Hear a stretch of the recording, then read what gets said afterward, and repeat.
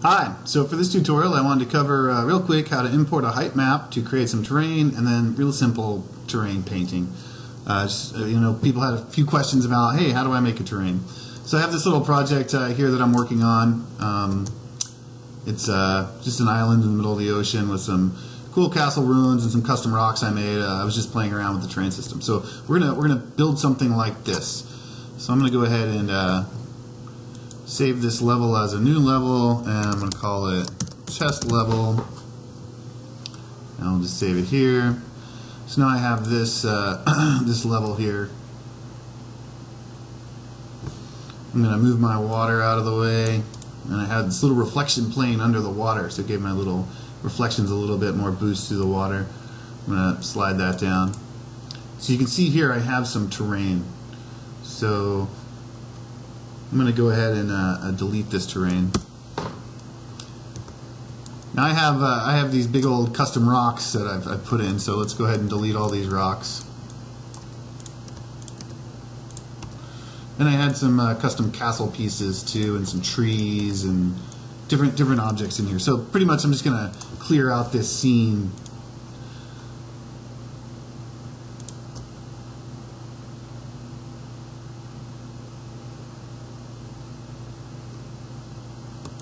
Don't want that reflection probe. Leave my character in there. So now we have a pretty straightforward, clear scene, except my light and my character here floating in this ocean plane that I have down here, which is just a plane. So I want to create a terrain. So the first thing we want to do is create terrain. Seems pretty simple. You get this little window that pops up. Now for the size, I'm going to do 150 meters just because I know that that's the size that I want. So now the height is really important. So if you're using a height map, it does the average between the highest white and the lowest black. Black, of course, being lower elevation, and white, of course, being the higher elevation. And I'll show you an example of a height map here in a second when we go to import this. The height map resolution at 2048 is fine. So for meters, I'm thinking I want this around 12 meters tall. I really don't want it to be super tall. Obviously, if it was 10,000 meters, that's incredibly tall. So, however you're setting up your terrain, be aware of how you set the height, because it will affect the height of your height map dramatically. So we're going to create this, and I'm just going to put it in content, terrain, and I'm going to call this test terrain. So now I have this terrain right here in my level. Obviously it's fairly dense, as you can see here, as far as the grid goes, but we have no height to it. So what we'd like to do is we need to import a height map. So the height map that I'm using is a raw file that I have from Photoshop. So I'll go ahead and open this in Photoshop. And you can see this is my height map. And the original height map came from a PNG file. So I open up this PNG file, and this is basically my height map. I just have it flipped here in reverse. So I'm going to select all of this. I'm going to do a edit, transform, flip horizontal, just because I know I want that one little island on the other side.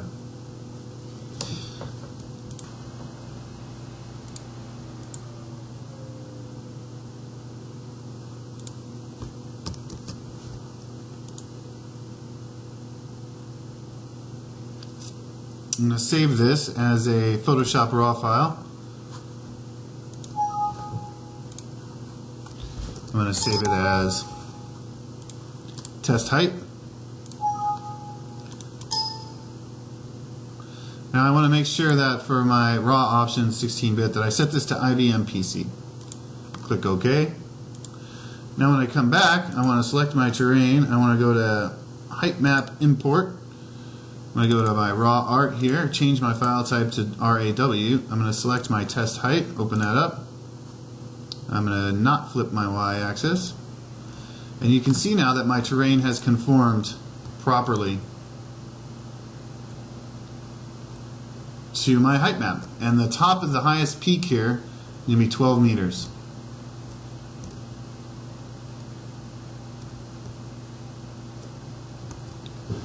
So the next thing that I'd like to do is I'm going to bring up my, my water planes back again. So I'm going to grab my water plane and set this to 0. And I'm going to drag this down just enough. See where my height map is. It's at 0, 0, 0, so that's good. Get my water plane here.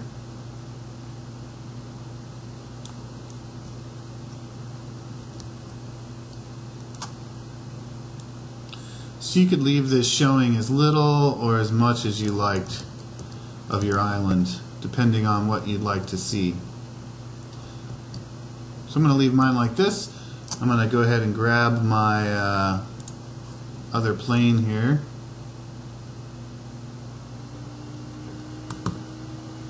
This is a plane that I'm just using for a little bit of reflection under the water. I'm going to bring it up just past there. So now I've got this nice water reflection here going on. And I do have a reflection probe in the scene.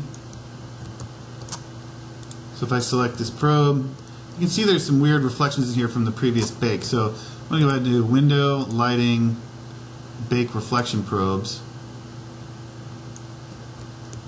Then I want to make sure that my reflection probes from my default shading environment are set to the proper probes that I just baked. So this is test level. So I want to look for a test level diffuse here, and then I want to do the same for the spec. Make sure that I have the test level spec bake selected. And now this has updated my reflections to the current map, as you can see here in the reflections. Save this level. So now I have this nice little island scene so far, and I have terrain. However, I have nothing on my terrain. You could smooth this out if you wanted to. I'm not going to bother with that. There's a lot of tools here for your terrain that you can use.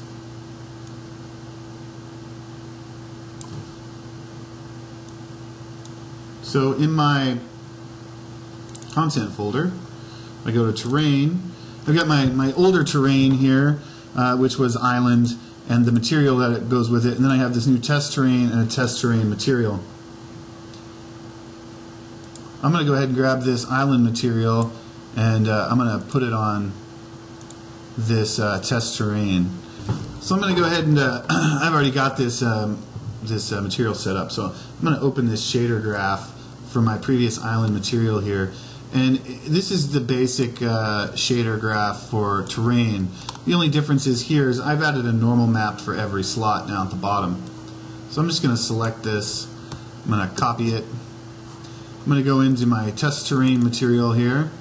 I'm going to open this up, make it unique, open it in the shader graph. Since I want a similar unique shader, as you can see here, it only has the slots for the colors based on the UVs that we can put in here. So I want normal maps for all of this. So I'm just going to go ahead and delete this and paste in what we had in my custom shader, which again all I did was add in some normals for each of these. So I'm going to save that. I'm going to come back to my level viewport.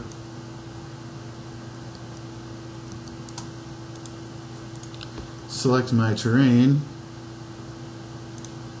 So now if I wanted to paint, I just need to make sure that my material has some sort of colors going on in here. So a base color, color for the red, etc. So I'm going to go ahead and go back here to my island folder where I had some textures. And for the red channel, I'm going to add in, make sure I have my test terrain selected, the material here, so I have the properties on the right. I'm going to go into here and grab my grass. I'm going to put this as my red base color, and then the grass normal I'm going to put as my red base normal.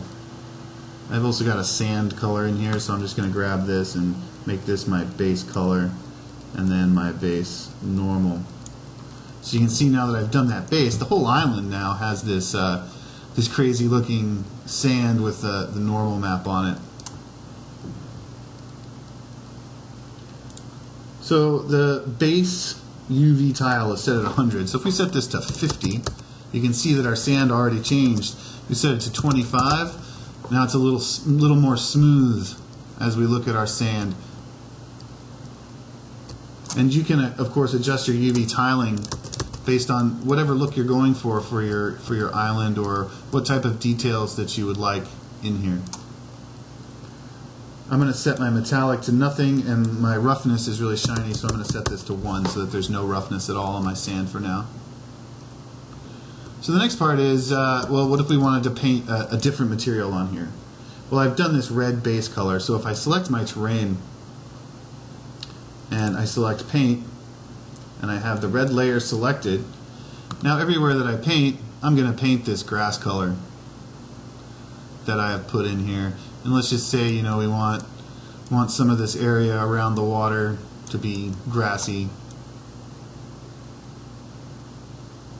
So you can do something similar to this.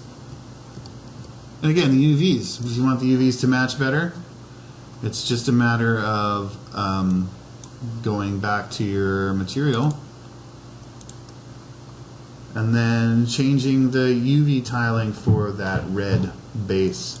So it's 100 is a little small, so if we did 50, it gets a little bigger. Maybe we do 30, a little more grassy looking there.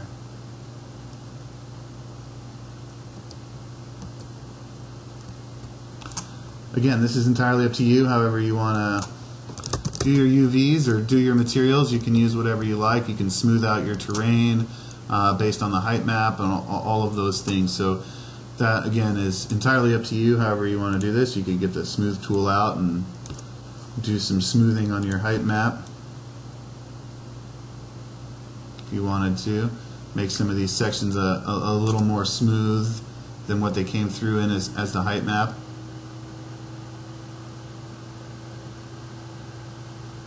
You can raise and lower your terrain. You can adjust the strength. You can make this stronger if we wanted. It'll smooth a little more quickly. You see up here, if we wanted to smooth this side, make this sand a little more smooth up here. So it's just one way you can work with the terrain. As you can see on the right side, it's not very smooth, but on the left it is. So if we wanted to smooth this out, you could smooth out these layers here as well around your little water area. Again, you're only limited by your imagination, and once you have something like this set up, you know, make sure and save your material. You can paint all your different layers on here, however you want to set that up. You could go into your material and add different multiplied layers so that when you're up close, you get a really good detail, normal map, but when you're far away, you get a different look. I did that on the rocks that I made, so I'll go ahead and show that to you. These are just some custom rocks I made in 3ds Max. So if we bring in this big old rock here, it's crazy large, but that's the idea, so you can move it all around. As you can see from a distance, it doesn't look too bad. It's got nice rocky material and normal, but as you get up close, you can see I also have another normal map up here up close that actually gives really good up close detail as well. And I blend those together in the material itself. So you can take a rock like this and bring it into your landscape, move it around. It can become part of your peaks.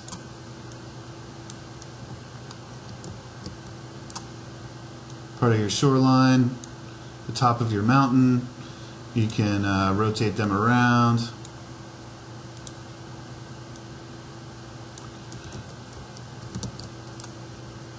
I like to make multiple copies and rotate them around and use all the different aspects of my rocks that I've created in 3ds Max.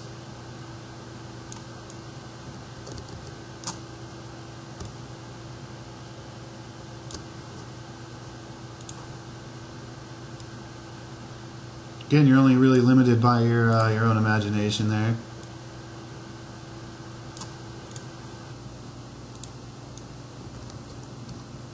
So now we've got some rocks here in our scene. We got our base layer on here. We could paint some more grass if we wanted around this rocky area.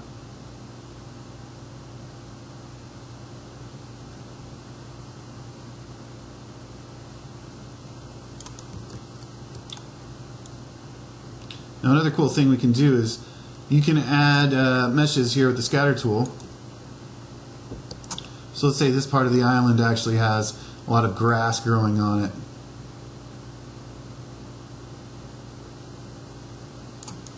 We can actually add meshes to this. So if we go here to the undergrowth and we do a plus, I have some grass meshes here that I've selected. So we can just select this grass, so one mesh, and you can see this mesh is here. And in my content folder, I believe I put this in island. Yeah, so here's my grass here. You can see in the preview window. It's just a random collection of weeds and whatnot that I've alphaed out. And you can set these to have blends or animations or anything you want, make a move in the wind, all that stuff. So if we go here, we have our layer. The density is set to 0. So if I set this to 1, it's going to really populate this area. As you can see, it just takes over in here in our scene. It's ridiculous. It's too much. You know, it'll slow down your scene. That's kind of crazy. So if we put this at 0.1, it's a little more reasonable. It's still kind of overkill as we come in. You can see that's a lot of vegetation. We don't necessarily need that much. So maybe a 0.05. It's a little more sparse now, which is a little more along the lines of what we were looking for.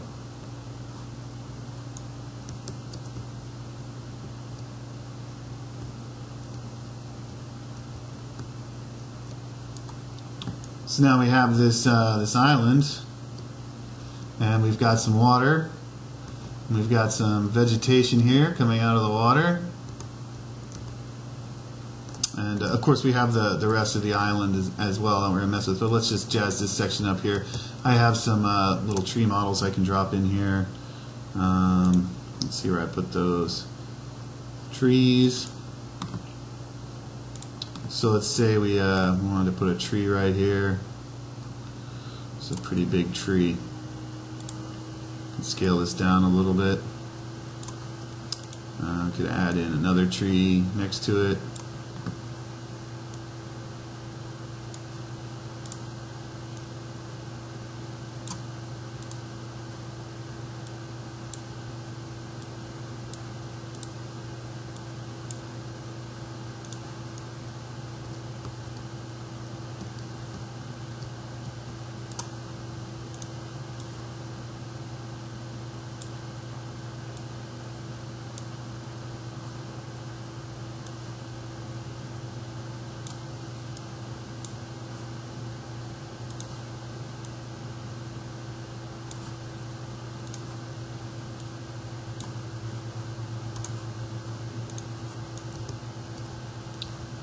So now we've got a little bit of water here, a couple trees. Make sure our vegetation doesn't go away. I don't think I saved that properly. The density field got cleared out a little bit.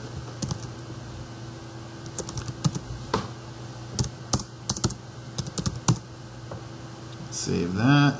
I'll save level. I'll save all. So now we got this little island scene we set up really quick with some cool water effects.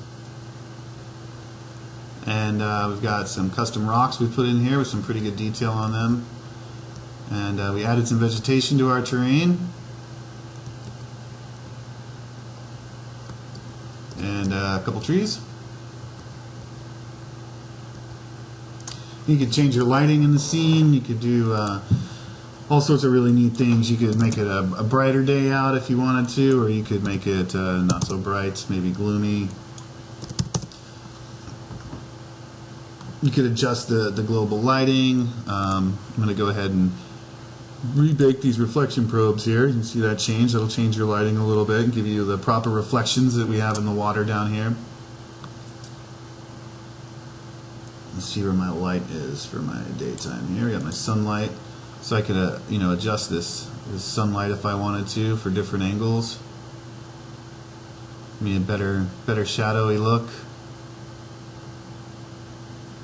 Depending on what time of day you want, or where you feel like the sun is going to give you the best results for your scene. You can move that around.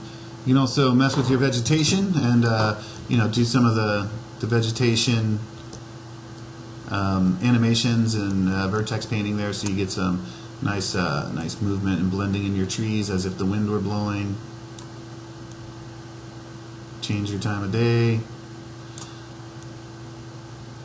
So again, this is just a real simple quick tutorial on how to set up some terrain, how to add some vegetation down there and cover your areas that you've painted. You can do multiple masks and layers. This is some terrain with a simple water plane, a couple trees, and obviously if you jazzed up the entire island from a distance, it probably wouldn't look too bad. You can see our grass came in over here on this section as well. So it's really entirely up to you, and you can set all these settings of when your vegetation pops in and pops out or doesn't, etc. And you can have multiple vegetations on each layer and paint them however you like. So that's how you quickly import some terrain through a height map, throw some rocks and trees on it, and paint it up. So hopefully that'll help you guys figure it out and experiment a little bit more. Thanks for watching, and look forward to more tutorials in the future.